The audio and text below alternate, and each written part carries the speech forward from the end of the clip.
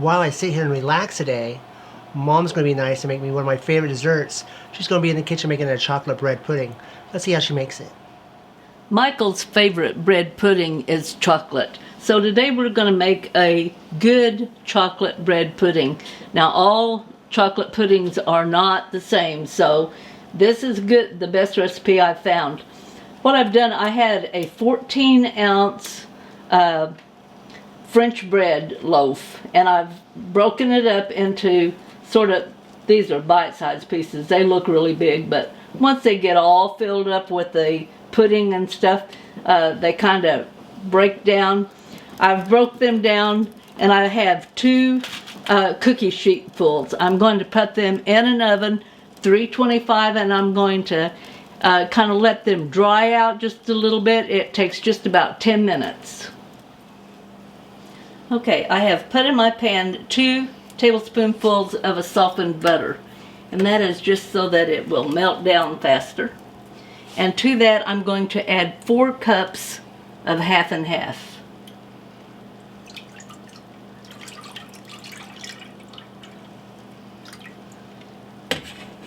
And we're just going to let that warm up, melt that butter, and then we will add our other ingredients. Okay, my milk has melted the butter. I'm going to turn that heat off, and I'm going to move this over off of the heat. We don't want that milk to scorch. We wanted it just where that it had come to a nice warm, almost a boil. And I'm going to put into that my 1 cup of semi-sweet chocolate chips. Now if you like milk chocolate better, you can use milk chocolate, but to me it's just a little sweeter than the semi-sweet, and I want this to be a dessert, but I don't want it to be overly sweet. Stir that in until they've melted good. And then I have here, I have 1.5 cups of sugar. And to that 1.5 cups of sugar, I added half a cup of cocoa, and I mixed it together.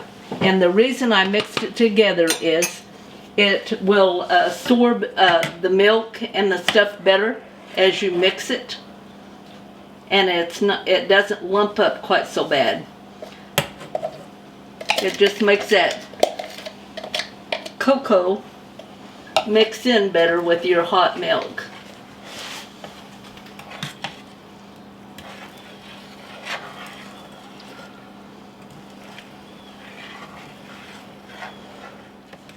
Okay, my cocoa and sugar is all mixed into the milk. And now to that I'm going to add 5 whole eggs. And when you have that many eggs, you know it is going to be rich. I'm going to beat those up just a little bit. You don't have to, but to me, when you do that, it kind of makes it easier getting it into the chocolate. So you're letting the chocolate cool just a little bit. That's why it's off the heat. Going to mix those eggs up, and you're going to add 1/2 teaspoon of salt.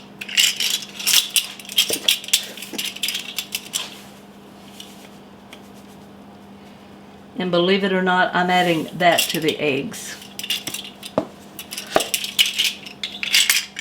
And I have another 3/4 cup of whipping cream.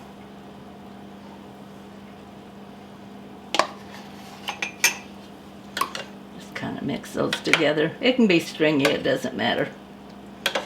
You're just kind of mixing those in.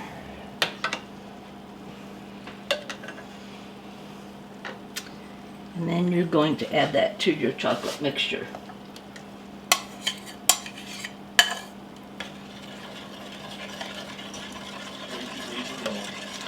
You want to stir that up really quick. Get that incorporated good, because otherwise your egg will cook and you will have stringy egg in your chocolate.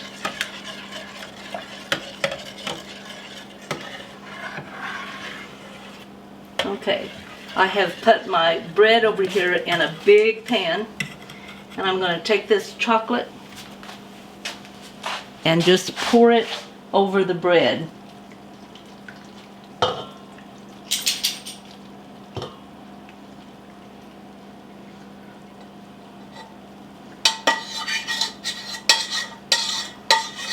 If you still have a few little lumps of chocolate in the bottom, it's alright. Go ahead and pour that in on there.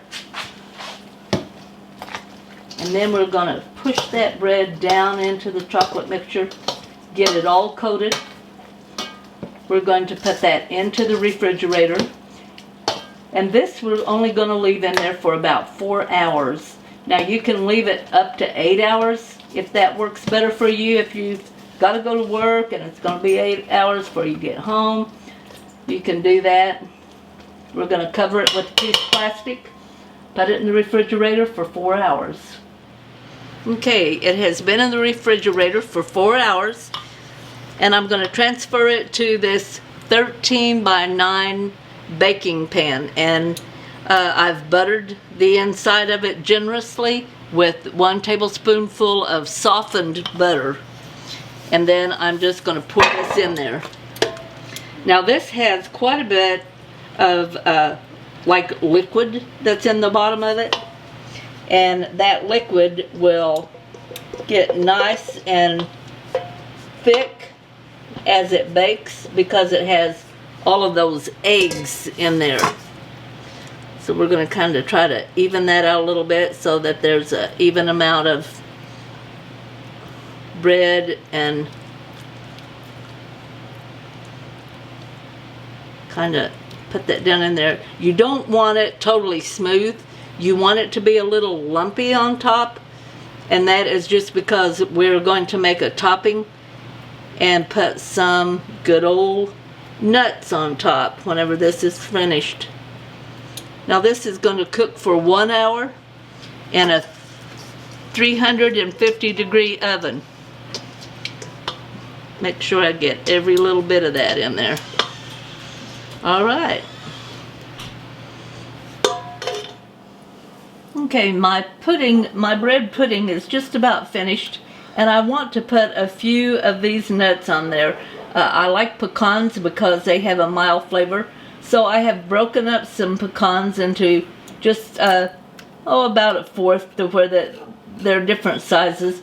And I'm going to put them on top of the stove here and kind of cook them just a little bit to get out some of the moisture that's in the nut. And we do this because when you put a nut on top of something that's going to be ooey and gooey, like this bread pudding, it absorbs it and then the nut becomes tough. And if you roast them beforehand, they don't do that. They don't absorb that, and you've just got a nice crispy nut there on top. So this is going to take probably about 3 minutes. It doesn't take any time at all. And as soon as that bread pudding comes out, while it's still warm, I'm going to sprinkle the top with these nuts. Okay, it has been 1 hour. And I'm going to get my bread pudding out of the oven. Oh, that looks so good.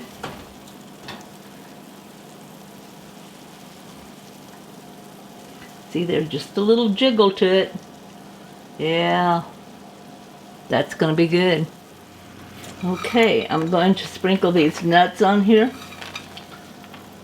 It's going to be quite a few. Sometimes it's just a little is enough, but a lot is better.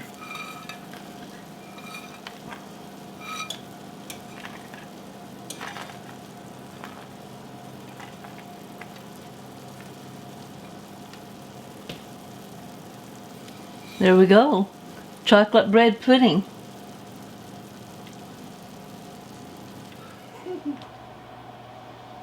Here's your bread pudding. Oh, thank you. Can I have some vanilla ice cream? Can't believe that took 5 hours. So, Here's your chocolate bread pudding. thank you. It looks delicious. I've been... Here's your chocolate bread pudding. Thank you. I've been sitting here for like 5 hours. It looks delicious. Can I have some vanilla ice cream? That was close to you. On top of my